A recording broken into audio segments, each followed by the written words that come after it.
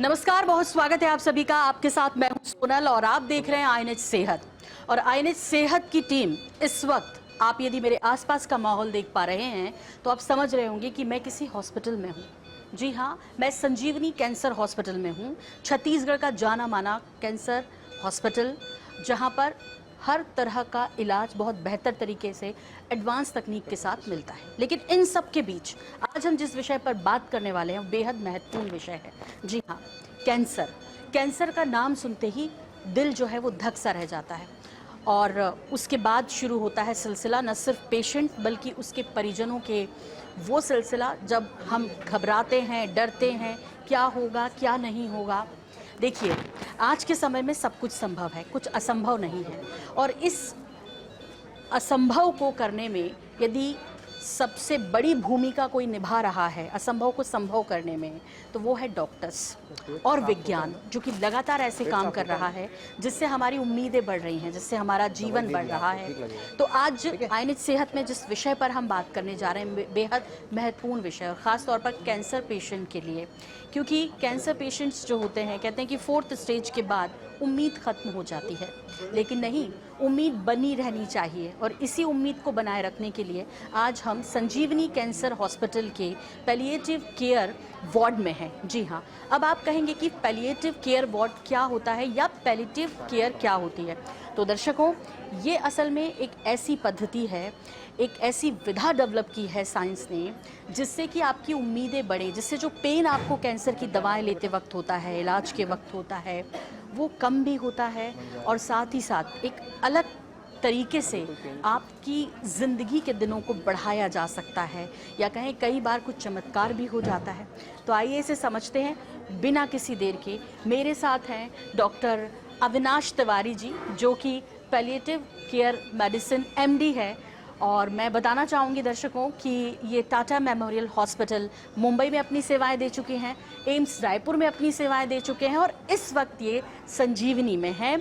और आपको बता दें कि कई सारी विशेषताएं हैं, आइए इन्हीं से सुनते हैं। स्वागत है डॉक्टर साहब आपका। बहुत नमस्कार, बहुत बहुत धन्यवाद इस अति संवेदनशील मुद्दे को उठाने के लिए, क्योंकि कैंसर और उनके परिवार बहुत सारे तकलीफ़ों से होकर गुजरते हैं और कहीं न कहीं वो इस चीज़ को स्वीकार कर लेते हैं कि अब तकलीफ़ के साथ जीवन जीना उनकी मजबूरी है, लेकिन ऐसा कतई नहीं है। हम पैलिएटिव केयर में इस चीज़ पर कभी विश्वास नहीं रखते कि कुछ नहीं किया जा सकता। हर मरीज में, हर स्टेज में कुछ न कुछ जरूर किया जा सकता है, जिससे उनके और उनके प्रियजनों की तकलीफें कम हो सके। डॉक्टर अविनाश, सबसे पहले तो हम पैलिएटिव केयर को समझेंगे, अपने दर्शकों को समझाएंगे कि ये क्या होती है, ये कब ली जाती है, इसकी उपयोगिता क्या है। पैलिएटिव केयर एक साइंस की एक नई विधा है, जिसमें हम मरीज और उनके परिवार दोनों को रखते हैं। कई सारे मरीज जो होते हैं जो किसी न किसी गंभीर बीमारियों से होके गुजरते हैं, जैसे कि कैंसर के एडवांस स्टेज, लंग के एडवांस स्टेज, किडनी के एडवांस स्टेज, और ऐसे मरीज बहुत सारे तकलीफ़ों से होके गुजरते हैं। तो ऐसे मरीजों में कहीं ना कहीं बीमारी को दिशा निर्देशित करता हुआ कोई ना कोई उपचार तो चलता रहता है, लेकिन तकलीफ़ें अच्छे से मैनेज नहीं रहते हैं। तो पैलिएटिव केयर साइंस की ऐसी विधा है जो इन तकलीफ़ों को, और ये तकलीफ सिर्फ शारीरिक तकलीफें नहीं होती, शारीरिक तकलीफ के साथ साथ भावनात्मक तकलीफ होती है, मानसिक तकलीफ होती है, आध्यात्मिक तकलीफ होती है। इनका एक समुचित नियोजन करके ऐसे मरीजों के जीवन की गुणवत्ता को बढ़ाता है, ताकि हम उनके जीवन में सिर्फ दिन न जोड़ें, उनके जितने दिन हैं उनमें अच्छा से अच्छा जीवन को भी जोड़ें। तो पैलिएटिव केयर इन शॉर्ट ऐसा है। तो ये तो बहुत अच्छा है, मतलब एक हुआ कि हम दवाओं से ठीक हो जाएंगे, लेकिन एक हुआ कि हम उम्मीद के साथ अपने पेशेंट और उसके परिजनों को बांध रहे हैं। बहुत महत्वपूर्ण है, क्योंकि जब हम बिल्कुल हताश निराश होते हैं ना, कोई रास्ता नहीं दिखता, तो डॉक्टर हमें भगवान की तरह नज़र आते हैं। लेकिन सहयोग आपको करना है, साइंस अपना काम कर रहा है। पैलिएटिव केयर में डॉक्टर साहब क्या क्या होता है, मतलब ये कैसे अलग है? जो आपने कहा कि एक विधा है भी मेडिसिन की, ये कैसे अलग है, ये क्या क्या किया जाता है इसमें? पैलिएटिव केयर में हम सबसे पहले मरीज के जितने भी सिम्टम्स हैं, जितने भी लक्षण हैं, जो तकलीफ़ों की वजह है, उसका एक बहुत सिस्टमिक तरीके से इवैल्यूएशन करते हैं। जैसे कि पेन हो गया, नोजिया, वोमिटिंग अर्थात उल्टी की समस्या, ब्रेथलेसनेस की समस्या, लंबे समय से चलने वाली खांसी की समस्या, डिप्रेशन हो गया, एंजाइटी हो गया। तो ये सब तकलीफ़ें दबे पाँव मरीज के जीवन में आती हैं, उसके कारण मरीज तो प्रभावित होता है, साथ साथ परिवार भी प्रभावित होता है। तो हम एक बहुत हाईएस्ट स्टैंडर्ड का असेसमेंट इन तकलीफ़ों के लिए करते हैं। इन तकलीफ़ों के तह में जाते हैं, इनके मैकेनिज़्म को हम जानने की कोशिश करते हैं और उसको दिशा निर्देशित करते हुए हम दवाएं मरीजों को देते हैं। और दवाओं के साथ साथ हम मरीजों में काउंसलिंग भी देते हैं, मरीज को साइकोलॉजिकल सपोर्ट देते हैं, उनमें क्या क्या इमरजेंसीज आ सकती है उसको एंटिसिपेट करके उसके हिसाब से एक प्लानिंग करके रखते हैं। और कभी न कभी जब मरीज का कोई बीमारी को दिशा निर्देशित करता हो, उपचार नहीं रह जाता हो, मरीज जब अपने टर्मिनल स्टेज की ओर अग्रसर हो जाते हैं, तो ऐसे मरीजों में हम कैसे अच्छा से अच्छा होम बेस्ड केयर उनको दे सकें, इसकी प्लानिंग हम पैलिएटिव केयर में करते हैं। इसका मतलब ये है डॉक्टर साहब कि यदि पैलिएटिव केयर आप ले रहे हैं तो आपको वार्ड में एडमिट रहने की ज़रूरत नहीं है, आप घर पे भी उसे ले सकते हैं? बिल्कुल, पैलिएटिव केयर घर में दिया जा सकता है, पैलिएटिव केयर अस्पताल में दिया जा सकता है, पैलिएटिव केयर हॉस्पिटल्स में दिया जा सकता है, palliative care long term facility जैसे कि वृद्धाश्रम वगैरह है उसमें भी दिया जा सकता है। पैलिएटिव केयर के लिए ऐसा कोई स्पेशल क्राइटेरियन है कि आपको अस्पताल में ही रहना है। पैलिएटिव केयर में जब हमारे देखभाल के केंद्र में मरीज और उनके परिवार हैं, तो हम उनको उनके जो प्रीफर्ड प्लेसेस ऑफ केयर है वहाँ उनको सेवाएं देना चाहते हैं। अच्छा। बस कुछ तकलीफ़ों में कि का जब प्रमाण ज़्यादा होता है तो उनको एक शॉर्ट एडमिशन के लिए हम हमारे पैलिएटिव केयर वार्ड में रखते हैं। जैसे ही उनका सिम्टम इफेक्टिवली मैनेज हो जाता है, हम एक स्ट्रेटजी बना के उनको होम केयर में शिफ्ट कर देते हैं। जी, तो इसके लिए फिर कोई टीम डॉक्टर्स की वहाँ जाती है या घर वालों को ट्रेन किया जाता है? मतलब ये कैसे होता है? क्या कहते हैं ना कि भाई बीच बीच में हफ्ते भर में या 2 दिन में 1 दिन में ऐसा कुछ रहता है क्या डॉक्टर साहब? जी जी, जैसे ही मरीज का यहाँ पर हम तकलीफ मैनेज कर लेते हैं, तो उसी दौरान हम जो उनके अटेंडर हैं, जो उनके केयर हैं, जो उनके देखभाल करता है, उन पर ध्यान देते, उनको भी हम ट्रेनिंग देना शुरू कर देते हैं। जैसे मुंह का देखभाल कैसे करें, कई पेशेंट में नाक में नली लगी होती है उसका देखभाल कैसे करें, स्टोमा लगा होता है उसका देखभाल कैसे करें, क्योंकि कहीं ना कहीं इनके ऊपर एक फाइनेंशियल बर्डन भी होता है केयर का। अगर ये घर में किसी को बुलाएंगे, किसी कंपाउंडर को बुलाएंगे इन छोटे छोटे चीज़ों के लिए, वुंड की ड्रेसिंग के लिए, तो इनके ऊपर भी एक बहुत ज़्यादा फाइनेंशियल भार बढ़ेगा। तो हम एडमिशन के दौरान ही इनको ये सब चीज़ सिखा देते हैं। साथ ही साथ हम एक लोकल जनरल प्रैक्टिशनर जो इनके घर के आसपास रहते हैं उनसे बात करते हैं, उनसे चर्चा करते हैं कि इन पेशेंट्स में क्या क्या तकलीफ़ें हो सकती हैं, इन पेशेंट्स में गोल्स ऑफ केयर क्या है, और जब भी कोई तकलीफ हो तो उन जनरल प्रैक्टिशनर के माध्यम से हम उस मरीज को सेवा अपनी प्रदान कर लेते हैं। और हाँ, जो पेशेंट हमारे यहाँ 25 किलोमीटर के दायरे में है, हम उनको घर में भी जाके देखते हैं। इसके लिए हमारे पास डेडिकेटेड होम केयर टीम है, एक मल्टी डिसिप्लिनरी टीम है जिसमें कि फिजियोथेरेपिस्ट, डाइटिशियन, उसमें काउंसलर्स, मेडिकल सोशल वर्कर और डॉक्टर, ये सब उसमें टीम में शामिल है। जी बिल्कुल। डॉक्टर साहब, ये सभी टीम में शामिल हैं और मैं यदि अपने कैमरामैन से कहूँ कि थोड़ा सा आप मूव करेंगे कैमरे को और दिखाएंगे कि ये चूँकि पैलिएटिव बॉडी है तो ये सारी आपकी टीम है। जाहिर तौर पे टीम में कौन कौन होते हैं वो भी हम आपसे जानना चाहेंगे। तो मैं चाहूँगी इंट्रोडक्शन के साथ कौन क्या क्या काम करता है वो भी थोड़ा हम समझेंगे। जी, तो पैलिएटिव केयर मैम जैसे कि मल्टी डिसिप्लिनरी टीम है, इसमें सिर्फ डॉक्टर्स का रोल नहीं है, इसमें नर्सेस का, वॉलंटियर्स का, काउंसलर्स का, फिजियोथेरेपिस्ट का, डाइटिशियंस का, और मैं सबसे ज़्यादा अगर बोलूँ पैलिएटिव केयर में जो मेन रोल है वो नर्सेस का है। आप हैं डॉक्टर विनीता, ये एक जर्नलिस्ट पैलिएटिव केयर फिजिशियन है और मेरे पेशेंट केयर में मेरा बहुत ज़्यादा ध्यान रखती हैं। होम बेस्ड केयर में जो भी पेशेंट का अपॉइंटमेंट्स वगैरह है, किन पेशेंट्स को देखना है, क्या तकलीफ़ें हैं, लोकल जीपी का नंबर मैनेज करना, वो सब ये मेंटेन करते हैं। आप मिस्टर साहू हैं हमारे स्पेशलिस्ट नर्सिंग ऑफिसर्स। पेशेंट्स में जो भी नर्सिंग केयर इश्यूज़ होते हैं, जैसा कि मैंने बताया कि मरीज के देखभालकर्ता को ट्रेनिंग देना, वुंड केयर के बारे में, स्टोमा केयर के बारे में, नाक की नली के देखभाल के बारे में, वो उनको एम्पावर करते हैं। आप हमारी डॉक्टर दिव्या मैडम हैं। डॉक्टर दिव्या मैडम एक स्पेशलिस्ट फिजियोथेरेपिस्ट हैं जो ऐसे पेशेंट्स में जिनमें रिहेबिलिटेशन की आवश्यकता होती है, जिन पेशेंट्स में मसल वेस्टिंग काफ़ी हो चुकी है, जो पेशेंट ज़्यादा मोबाइल नहीं है, जिन पेशेंट्स में बेड सोर्स हैं, तो उनके लिए स्ट्रेटेजी बनाती हैं। ये भी केयर गिवर को एम्पावर करती हैं और उनमें आत्मविश्वास जगाती है कि ऐसे पेशेंट का ख्याल घर में रखा जा सकता है। आप निशा मैडम हैं, एक स्पेशलिस्ट डाइटिशियन है।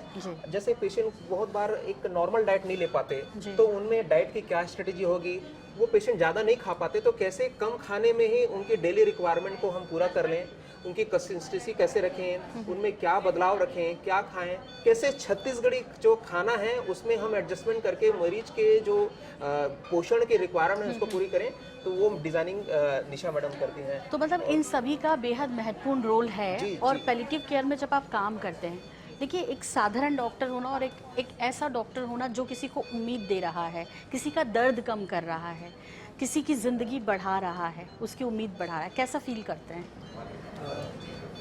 जब हम पेशेंट हमारे पास आते हैं बहुत दर्द में होते हैं, बहुत लोग होते हैं, चीखते चिल्लाते हुए आते हैं, तो हम उनसे मिलते हैं, उनके सिर्फ हम उनकी बीमारी पे फोकस नहीं करते हैं, उनके मानसिक, भावनात्मक और स्पिरिचुअल जो भी उनके इशू हैं सभी पर हम लोग उनके मतलब एड्रेस करते हैं उनके इशू को।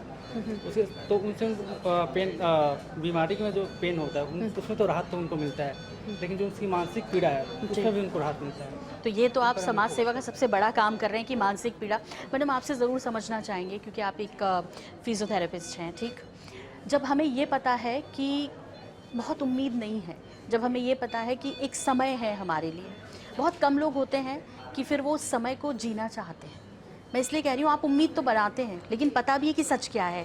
कोई तकलीफ़ें आती हैं कन्विंस करने में या कुछ ऐसा कभी कुछ फेस किया आपने ये इस ट्रेनिंग के दौरान या लोगों को पैलिएटिव देने के दौरान? ज़्यादातर यहाँ पे फीमेल पेशेंट आती हैं अकॉर्डिंग टू ब्रेस्ट कैंसर के लिए। जी जी। तो उनको थोड़ा सा वो इमोशनली थोड़ा अटैच्ड होती हैं इंडियन कल्चर की, जैसे चूड़ी है, ये Yes. सारी चीज़ें जो पहनना है। जी जी। तो उनको थोड़ा कन्विंस करना थोड़ा डिफ़िकल्ट होता है कि जो आपका जो सुहाग की चीज़ है वो आपको रिमूव करना है कुछ महीनों तक। हमें पता है कि वो लॉन्ग टर्म ही नहीं पहनना है उनको उससे, क्योंकि क्या होता है स्वेलिंग के बहुत ज़्यादा चांसेस रहते हैं, तो उस चीज़ को कन्विंस करने में थोड़ी सी डिफ़िकल्टी आती है, पर इमोशनली वो ये समझ जाती हैं। कल्चर है, हिंदुस्तान में है, डॉक्टर्स के पास चैलेंज भी कम नहीं है, चुनौतियां कई सारी हैं और ऐसी हैं जिनको शायद हम जिनके बारे में सोचते भी नहीं हैं, बात भी नहीं करते हैं। इसलिए INH 24/7 की टीम INH सेहत के इस स्पेशल शो में आज पैलिएटिव वार्ड में पहुंची है ताकि हम आपको सीधे उस टीम से मिला सकें जो कि ये काम कर रहे हैं, आप ज़्यादा कनेक्ट हो सकें। मैं आपसे समझना चाहती हूँ, आप डाइटिशियन हैं, आप एक आम डाइटिशियन जो बाहर काम कर रहे हैं, जो लोगों को पतला करने के लिए काम कर रहे हैं या बेहतर स्वास्थ्य के लिए काम कर रहे हैं, और एक डाइटिशियन जो पैलिएटिव केयर में है, कितना अलग मानती हैं उसे अपने आप से? बहुत अलग मान सकते हैं हम इसको, क्योंकि नॉर्मली जो पेशेंट जो हम बाहर के पेशेंट देखते हैं उनका जनरली यही कंसर्न रहता है कि हम वेट लॉस कैसे करें, वेट गेन कैसे करें, और हम यहाँ पे पेशेंट से डील करते हैं क्योंकि बहुत सारी उनकी ट्रीटमेंट चल रही है और कैंसर की जो ट्रीटमेंट होती है वो बहुत हाई लेवल की आप मान सकते हैं। उनकी मेडिसिन की जो डोजेज रहती है, उनकी जो साइड इफ़ेक्ट्स रहती है वो बहुत ज़्यादा ही उनमें दिखती है, जिसके वजह से उनको एनोरेक्सिया मतलब कि खाने पीने में इंटरेस्ट नहीं दिखाते हैं, लॉस ऑफ एपेटाइट हो जाता है, बहुत ऐसे अप डाउन उनको खाने पीने के लिए कि बहुत ज़्यादा वो कंसर्न भी रहते हैं, प्लस उनका ड्रास्टिक वेट लॉस होता है। तो इस वजह में मेरा जो रोल है उसमें थोड़ा ज़्यादा हो जाता है, क्योंकि हम उनको कितना कैलोरी प्रोटीन रिक्वायरमेंट है हम उनको कैसे प्रोवाइड करें, ये थोड़ा चैलेंजिंग हो जाती है, क्योंकि पेशेंट उस स्टेज में नहीं रहते हैं कि हम जितना उनको बताएं वो उतना ले पाएँ। तो वहाँ पे मुझे कम अमाउंट में, कम पोर्शन में उतना कैलोरीज और प्रोटीन उनको मीट कराना पड़ता है ताकि उनकी हेल्थ अच्छी हो और ताकि वो ऑनगोइंग ट्रीटमेंट को अच्छे से ले सके, या फिर उनका जो भी आने वाला जो ट्रीटमेंट है उसके लिए हमारा बॉडी प्रिपेयर है। तो ये थोड़ा चैलेंजिंग हो जाता है मेरे लिए, प्लस उनको उतना प्रोवाइड करने के लिए फिर भी हम अपने तरफ से बहुत कोशिश करते हैं कि हम जितना हो सके हमारे न्यूट्रिशन पार्ट में हम उतना फुलफ़िल कर सकें। चलिए, तो हर शख्स यहाँ पर मौजूद वो अपनी अपनी तरफ से कुछ ना कुछ फुलफिल ज़रूर कर रहा है और बेहतर करने की कोशिश कर रहे हैं। डॉक्टर अविनाश तो लगातार हमारे साथ जुड़े हैं, उनकी टीम भी, एक बार कैमरामैन से कहूँगी यहाँ से वहाँ तक पूरा वार्ड भी दिखाएंगे, टीम भी दिखाएंगे, और ये दिन रात दर्शकों काम कर रहे हैं ज़िंदगी बचाने के लिए, ज़िंदगी की उम्मीद के साथ, पैलिएटिव केयर के साथ। डॉक्टर अविनाश, ये भी जानना चाहेंगे कि किस स्टेज में आकर इसको लेना होता है और क्या इसे स्टेज 1 से लिया जा सकता है? जैसे कि आप ये जो वार्ड देख रहे हैं, यहाँ पर सभी पेशेंट लास्ट स्टेज कैंसर वाले पेशेंट नहीं है। हम पैलिएटिव केयर का जुड़ाव जब से कैंसर डायग्नोस होता है और जब पेशेंट का कैंसर का इलाज नहीं रह जाता तब तक जुड़े, तो पूरा स्पेक्ट्रम होता है। इसको हम अर्ली पैलिएटिव केयर बोलते हैं ना, क्योंकि बाकी जगहों में हमने देखा है कि पैलिएटिव केयर को के बारे में एक मिथ है कि सिर्फ उसे लास्ट स्टेज के कैंसर मरीजों में दिया जाता है। ऐसा कतई नहीं है। पैलिएटिव केयर का जुड़ाव जब कैंसर की या कोई भी गंभीर रोगियों की डायग्नोसिस होती है तब से अगर कोई जोड़ के रखें तो वो ज़्यादा इफेक्टिव होता है ऐसे मरीजों की जीवन की गुणवत्ता, बजाय उनके जिनमें पैलिएटिव केयर का जुड़ाव नहीं हुआ है ज़्यादा अच्छी होती है। तो पैलिएटिव केयर का चुनाव किसी भी गंभीर बीमारी के अर्ली स्टेज में करने से क्वालिटी ऑफ लाइफ ज़्यादा बेहतर होती है, सिम्टम ज़्यादा अच्छे से मैनेज रहता है, लोगों में संतोष का भाव ज़्यादा अच्छे से रहता है, उनके साइकोलॉजिकल इश्यूज ज़्यादा अच्छे से मैनेज होते हैं। तो हमारी पूरी टीम अर्ली पैलिएटिव केयर से लेके एक टर्मिनल केयर पे भी काम करती है। तो पूरा स्पेक्ट्रम है हमारे पास केयर का। जी, चूँकि आप लगातार जुड़े हैं, एक सवाल आपसे भी, क्या कहना चाहेंगी INH 24/7 के दर्शकों को, या जो कैंसर का इलाज ले रहे हैं उन्हें ये पैलिएटिव केयर भी लेनी चाहिए, उसके लिए कुछ मैसेज है आपके पास? बिल्कुल, कैंसर डायग्नोज होते साथ ही पैलिएटिव केयर के साथ जुड़ना चाहिए, क्योंकि कैंसर के ट्रीटमेंट के साथ उनमें बहुत ज़्यादा समस्याएं भी आती हैं, उनको बहुत ज़्यादा तकलीफ़ें भी होती हैं, जिसका इलाज पैलिएटिव केयर के पास ही संभव है। डॉक्टर साहब, दर्द बहुत होता है जब हम कैंसर का इलाज कराते हैं और जब दवाएं लेते हैं। इस पेन को किल करने के आपने कुछ तरीके बताए इस पैलिएटिव केयर में, वो कैसे होता है? वो दवाएं जो पेन किलर्स कैंसर के ट्रीटमेंट के दौरान दी जाती है उससे कितनी अलग हैं? जी बहुत अलग है। सर्वप्रथम दर्द के बारे में बात करना चाहूँगा। पैलिएटिव केयर में हम दर्द को सिर्फ एक शारीरिक दर्द के रूप में नहीं देखते, हम इसे संपूर्ण दर्द के रूप में देखते हैं। संपूर्ण दर्द अर्थात उसमें शारीरिक दर्द भी है, उसमें भावनात्मक दर्द भी है, मानसिक दर्द भी है और आध्यात्मिक दर्द भी है। मरीज को कैंसर और कैंसर के इलाज से संबंधित जो दर्द परेशानियां होती हैं उसके लिए तो हमारे पास कुछ स्पेशल रेमेडीज़ होते हैं। ज़्यादातर हम नार्कोटिक्स ड्रग्स, ओपियोइड ड्रग्स का प्रयोग हम करते हैं, जिसके लिए स्पेशल ट्रेनिंग की आवश्यकता होती है। साथ ही उस पेन के मैकेनिज्म को जान के उसके लिए कोई जो एडजॉइंट दवा है वो भी हम देते हैं। सिर्फ फोकस हमारा शारीरिक दर्द पे नहीं रहता, हम कुछ काउंसलिंग के स्ट्रेटेजी बनाते हैं, कुछ कोपिंग स्ट्रेटेजी हम डिज़ाइन करते हैं, जिससे मरीज की शारीरिक और मानसिक तकलीफ भी कम होती है। और कहीं ना कहीं मरीज को कुछ सोशल इश्यूज भी होते हैं, जैसे कि उनका जॉब छूट जाता है या फिर वो बहुत ज़्यादा डिपेंडेंट हो जाते हैं, तो उनका एक जो आत्मविश्वास है वो भी डगमगा जाता है। तो हमारी ये जो टीम है उसके आत्मविश्वास को ट्रैक में लाने के लिए काम करती है, जिससे उसका दर्द समुचित ढंग से मैनेज हो। न कि सिर्फ शारीरिक दर्द पे हम काम करते हैं, हम सभी प्रकार के दर्द और उनके पहलुओं पे काम करते हैं ताकि उनकी जीवन की गुणवत्ता सुधर सके। बहुत महत्वपूर्ण बात है। और कहते हैं कि मन के हारे हार है, मन के जीते जीत। तो इस मन को ही तो ठीक करना है। दर्द तो है, दर्द कई तरह के हैं, शारीरिक भी हैं, मानसिक भी हैं, पारिवारिक भी हैं, सोशल भी हैं। दर्द बहुत हैं सबके पास है, ज़रूरी नहीं कि वो कैंसर पेशेंट हो, लेकिन तनाव को कम करना बहुत बड़ी जिम्मेदारी। डॉक्टर साहब, ये डाइटिशियन है, ये फिजियोथेरेपिस्ट हैं, ये आपकी टीम के बाकी मेंबर्स हैं, आप एक रणनीति की तरफ स्टेप बाय स्टेप इलाज करते हैं, लेकिन मानसिक तनाव या जो मानसिक हताशा है उसे कैसे दूर करते हैं? मैम, कैंसर में से 100 में से लगभग 25% मरीज डिप्रेशन के लक्षण के शिकार होते हैं। उनमें डिप्रेशन, एंजाइटी, डेलीरियम और बहुत ज़्यादा डीमोरलाइजेशन होता है। तो ऐसे पेशेंट्स में तकलीफ़ें, शारीरिक तकलीफ़ें कम भी हो गई, लेकिन अगर इनमें ये भावनात्मक और अगर मानसिक तकलीफ़ें कम नहीं है तो इनकी जीवन की गुणवत्ता में सुधार नहीं आ सकता। तो हम कुछ दवाइयों का प्रयोग करते हैं। हमारे पास काउंसलिंग की एक टीम है जो इनके कोपिंग में जो इनकी काउंसलिंग करती है, तथा इनमें वो कॉन्फिडेंस लाती है कि ये एक नियर नॉर्मल लाइफ को जी सकते हैं। तो इस प्रकार से हम उनके साइकोलॉजिकल इश्यूज़ को डील करते हैं, जिसमें बोथ फार्मेकोलॉजिकल अर्थात दवाइयों के प्रयोग और नॉन फार्मेकोलॉजिकल अर्थात बिना दवाइयों के बाकी स्ट्रेटेजीज का प्रयोग करते हुए उनकी इन तकलीफों को ध्यान में रखा जाता है।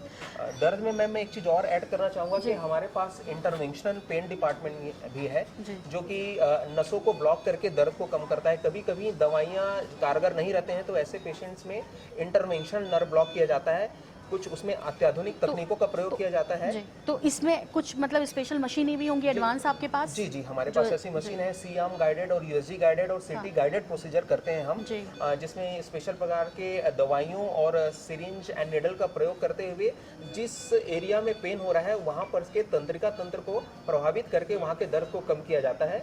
इसको हमारे डॉक्टर हितेन मिश्री और डॉक्टर राहुल गोयर सर हैं, उनको लीड करते हैं और उनके मार्गदर्शन में हम ये इंटरवेंशन पेन सर्विसेज को पैलिएटिव केयर से जोड़ के रखे हुए हैं, ताकि मरीज को ये ना लगे कि किसी भी तरीके से उसका दर्द को किसी भी हाल में हम कंट्रोल कर ही लें। जी, पैलिएटिव केयर की यहाँ बात हो रही है। इंडिया में अभी कितनी जगह इस तरह का इलाज मिल रहा है? और छत्तीसगढ़ में एकमात्र, दर्शकों आपको बता दें कि संजीवनी कैंसर हॉस्पिटल ये उपलब्ध करा रहा है ये केयर आपको, आपके परिजनों के लिए।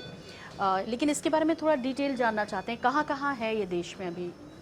रिसेंटली एक बहुत ही रेपुटेड न्यूज़ जर्नल में एक आर्टिकल आया था कि 98% स्टेज 4 कैंसर मरीजों को पेल्टी केयर और एक इफ़ेक्टिव पेन स्ट्रेटजी उपलब्ध नहीं हो पाती।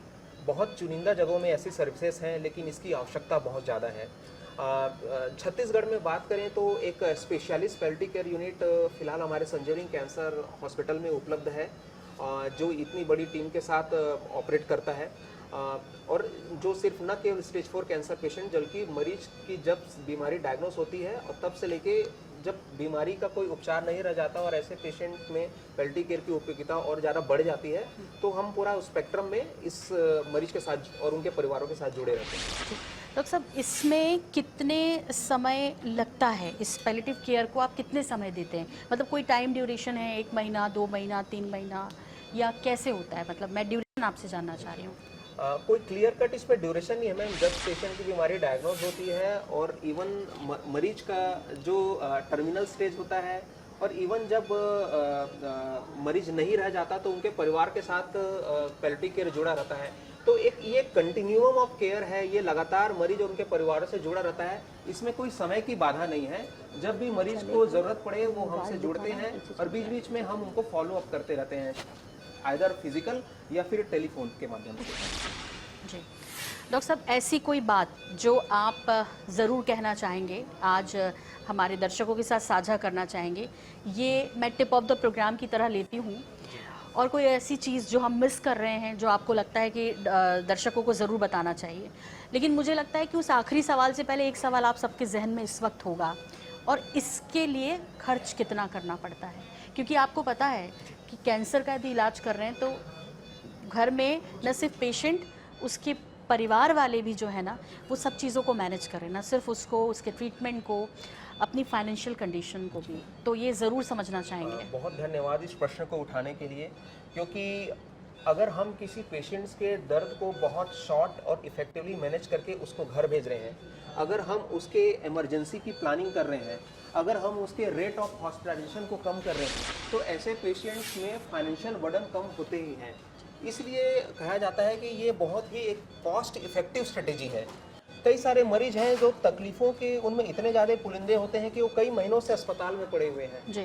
तो ऐसे मरीजों में अगर तकलीफ को नियंत्रित करके इनको होम बेस्ड केयर दिया जाए तो ऑब्वियसली उनके पैसे बचेंगे। तो पैलिएटिव केयर एक बहुत ही कॉस्ट इफेक्टिव स्ट्रेटेजी है। ये अगर बीमारी के शुरुआती अवस्था में इसका इंक्लूजन किया जाए तो ये और ज़्यादा कारगर साबित होती है। तो डेफिनेटली पैलिएटिव केयर मरीज के आर्थिक समस्या को काफ़ी हद तक नियंत्रित करता है। डॉक्टर अविनाश, वाकई में ये पैलिएटिव केयर, जिसके बारे में मुझे लगता है कि भी जागरूकता की थोड़ी कमी है, और इसमें जागरूक होना चाहिए। हालांकि इस वार्ड में अभी हम हैं और काफ़ी पेशेंट हैं इस वक्त यहाँ पर, तो ये समझा जा सकता है कि ऐसा नहीं है कि लोग अवेयर नहीं हैं। लेकिन आईएनएच सेहत की एक कोशिश रहती है कि आपको हमेशा एक अच्छे विषय के साथ अवेयर कराएं, और क्या साइंस बेहतर कर रहा है, क्या हमारे डॉक्टर्स लगातार आपको स्वस्थ रखने के लिए, आपको और बेहतर करने के लिए लगातार अपनी सेवाएं दे रहे हैं, वो आप तक पहुँचाएँ। Doctor Avinash, tip of the programme, या कहें कि एक मैसेज जो आप जनता को आईएनएच सेहत के ज़रिए देना चाहेंगे, वो क्या होगा? जी, निश्चित रूप से मैं ये मैसेज देना चाहूँगा कि हर वो मरीज और परिवार जो किसी गंभीर बीमारी से होकर गुजर रहा है, उनमें पैलिएटिव केयर के सम्मेलन से, पैलिएटिव केयर के इंटीग्रेशन के उनकी जीवन की तकलीफ काफ़ी कम होगी, उनके शारीरिक लक्षण काफ़ी इफेक्टिवली मैनेज होंगे, उनके जीवन की गुणवत्ता बढ़ेगी, और ऐसे मरीजों में फाइनेंशियल इशू भी बहुत अच्छे से एड्रेस होते हैं।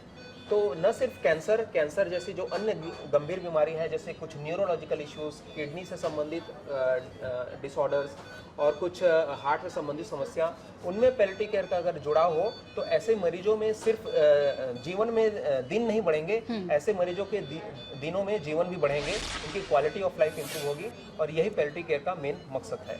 तो क्वालिटी ऑफ लाइफ इम्प्रूव करना है, यही हमारा मकसद भी है।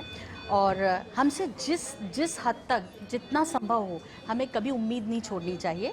और जैसा भी डॉक्टर साहब ने बताया कि सिर्फ कैंसर के पेशेंट को नहीं, दूसरी अन्य बीमारियों के पेशेंट भी पैलिएटिव केयर को ले सकते हैं। बस अब आपको जागरूक होना है, इसके बारे में पता करना है। यदि आप छत्तीसगढ़ के वासी हैं तो आपके लिए संजीवनी कैंसर हॉस्पिटल यहीं उपलब्ध है।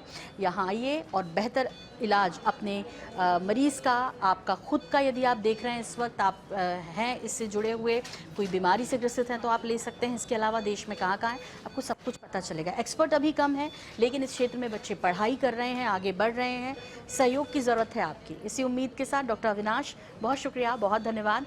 आपकी टीम का भी बहुत शुक्रिया, बहुत धन्यवाद कि इस वार्ड में आने की INH 24/7 को अनुमति दी है, क्योंकि हम सीधे आपसे जुड़ना चाहते हैं दर्शकों, और आपको बताना चाहते हैं लाइव कि देखिए हमारे डॉक्टर्स मेहनत तो कर रहे हैं लगातार, अब उम्मीद नहीं छोड़नी है, उम्मीद नहीं छोड़ेंगे। बाकी हम आपके साथ हैं, एक्सपर्ट से आपको मिलवाते रहेंगे और ऐसे ही नए सब्जेक्ट के साथ हाजिर होते रहेंगे। फिलहाल मुझे दीजिए इजाज़त, नमस्कार।